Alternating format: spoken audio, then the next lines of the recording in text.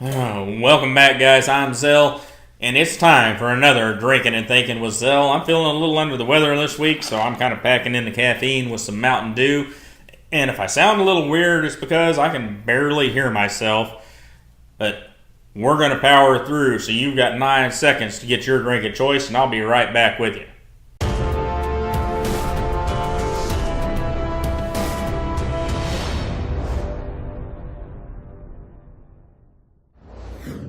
Alright guys, in blog and print news this week, over at Knife News, we have We Knife Company revealing 3 more summer releases. You've already seen them here, but get over there and look and see what Knife News has got. They've got a neat little write-up with some quotes from Angel and some little videos.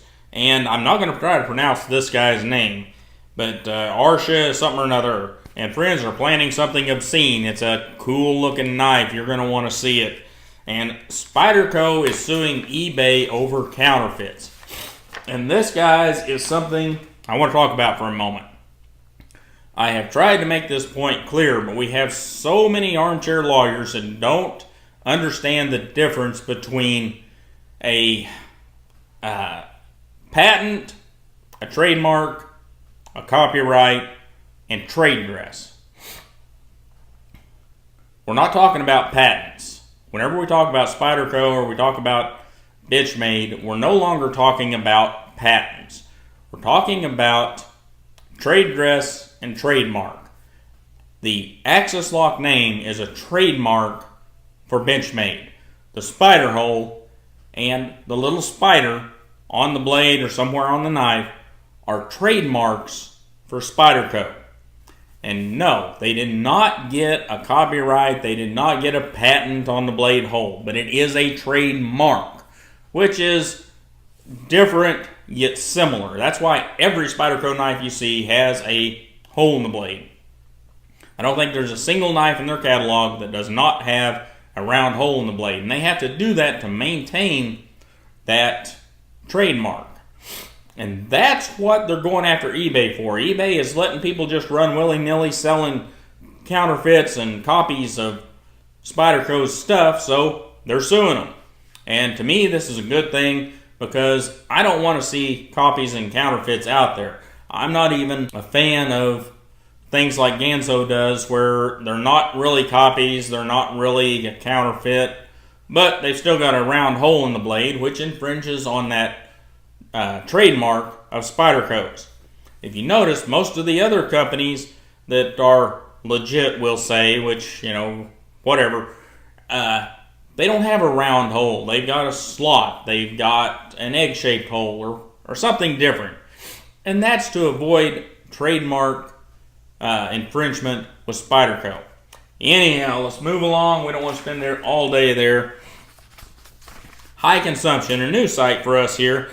They have an interview with 5 knife designers, and there's some guys that you're going to want to read about. And they ask them a few questions, and it's just a really cool little article. Links in the description as always. And from The Truth About Knives, they got a lot of neat articles this week, but the one that stood out to me was defensive chair use at a Starbucks. Yes, defensive chair use. Does involve knives. You're going to want to go read about it. They got some video, and it's just, I don't know, I liked it. Now, moving on to video, Knife Collector 031 the Netherlands has a bunch of content this week. I have linked directly to the video page on his YouTube account so that you can just see them all in line. He has looked at the Liong Mah GSD, the Bestech 703, the Headesigns Poison and Antidote, and the Liong Mah Endevour, among others. I think he's got one on the Balaenoptera in there, which he dotes over. He really likes that knife. And like I said, there's others there as well. He's really been hitting it hard over the past couple weeks. And then we have Kevin Cleary doting over the Reate Epoch, and he has a good review. He's just really in love with that thing. And he has a Pry Bar Discussion. And the Pry Bar Discussion is rather important. I just started a few weeks ago putting a little, the little Browse Blades Pry Bar thing in my EDC again because I found myself using my knives in ways I shouldn't.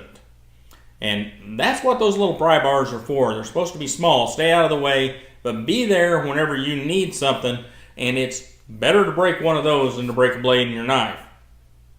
Anyhow, and 7 Ready. Now I went back in his and I picked up the review of the Crossbones because that's a knife I'm probably not going to review unless I get a really good deal on one. It's a really cool, great design.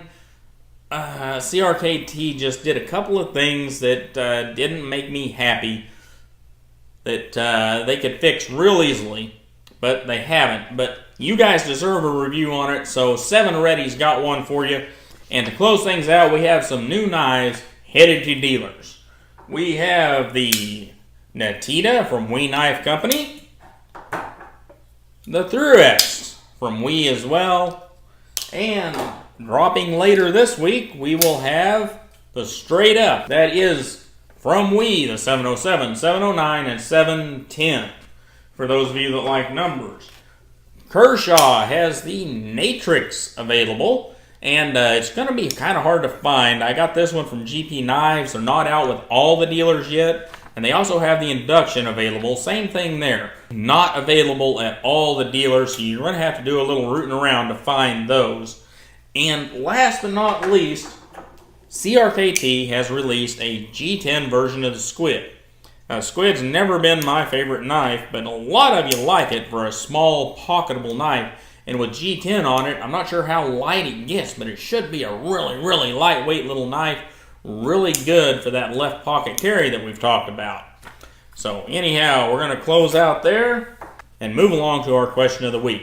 Alright guys, the question of the week is, how do you keep your knife sharp? And you know, there's lots of different ways to go about this.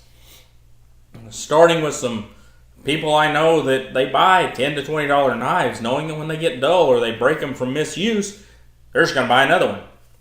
And that's fine.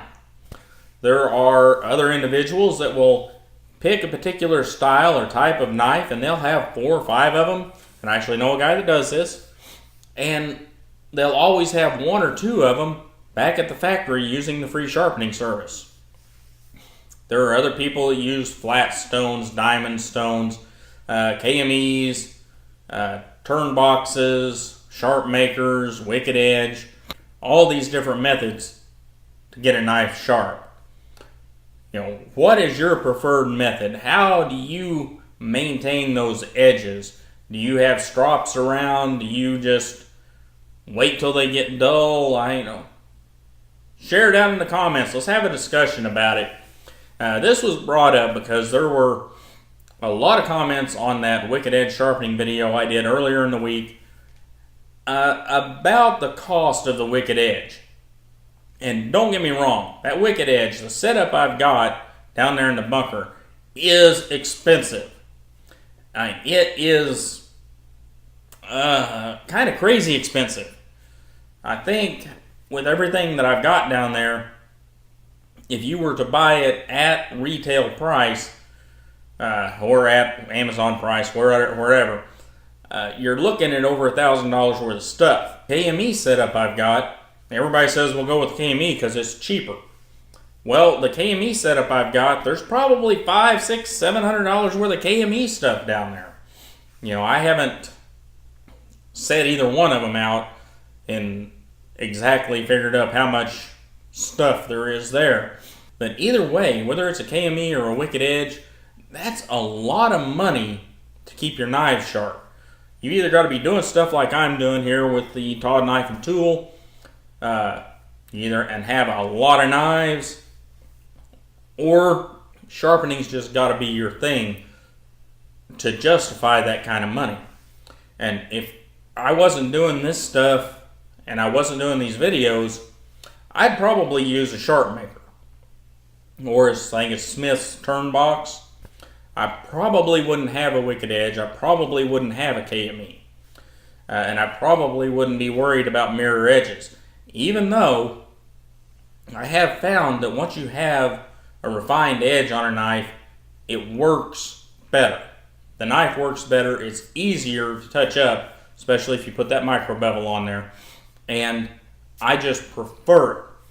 However, I still, if I wasn't doing all the stuff I'm doing, I don't know if I would let go of with the KME $500 or $600, or with the Wicked Edge getting up there close to $1,000. That's kind of crazy. And it makes sense for me because with either one of those systems, I can take something like this that has a .020 edge on it. And man, that thing needs to be cleaned up and get a handle on it, doesn't it? I can take something like this, and in a matter of minutes, I can have a working edge on it. Now, I'm not skilled enough to do that with flat stones. A sharp maker would take a considerable amount more time, so the wicked edge or the KME makes sense. But does it for you? Let's share it down in the comments. Let's talk about it a little bit. Is the refinement of the edge of your knife important enough to you to get a KME or to get a wicked edge or to get, there's the, I can't remember the name of the other. There's a couple of other sharpeners similar to the KME out there. Is it worth it? I don't know. To me, I would probably eventually end up with something like a KME. However, a sharp maker would probably do me just fine using production knives. Anyhow, let me know what you think and share down in the comments so we can have a discussion about this. And I'm going to try to get to feeling better, guys. I have done this entire video with some kind of thing going on in my nose where I can barely hear myself. So hopefully it didn't come out too bad. And you guys have a great day. I appreciate you stopping by and hanging out with me even though I'm feeling like crap. And I'll see you next time.